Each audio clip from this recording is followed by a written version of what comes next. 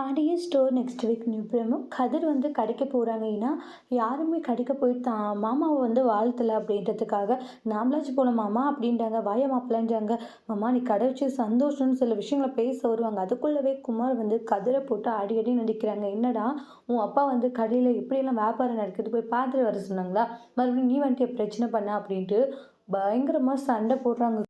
குமார் கதிர்கிட்ட எவ்வளவோ பழனியும் தடுக்கிறாங்க. இதெல்லாம் சுகன்யா வீடியோ எடுத்துட்டு ராஜிக்கு அமுச்சிட்ருவாங்க. அதை பார்த்து ராஜி காண்டாகிறாங்க. குமார் வீட்டுக்கு வந்ததுமே குமாரோடைய கழுத்தை போய் நெரிக்கிறாங்க ராஜி. எவ்வளோ திமிரு இருந்தால் என் புருஷன் மேலே கையை வைப்பேன்றாங்க, உன்னை சும்மா விட மாட்டேன்டான்ட்டு பயங்கரமாக சண்டை போடுறாங்க. ராஜியை தள்ளி விட்டுருவாங்க. கதிரெல்லாம் வந்து பயங்கரமான ஒரு பிரச்சனை நடக்குது.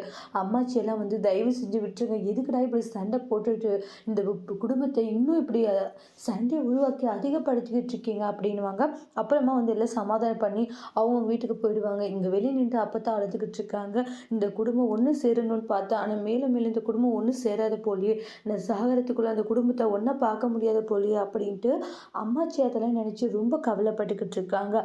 அடுத்து வரக்கூடிய பிரமோல அப்பத்தான் ஆசைப்பட்ட மாதிரி இந்த குடும்பம் ஒன்று சேர போதா, இல்லை இதே மாதிரி பிரிஞ்சு இருக்க போதான்றதை அடுத்தடுத்து வரக்கூடிய பிரமோல வெயிட் பண்ணி பார்க்கலாம். தேங்க்யூ.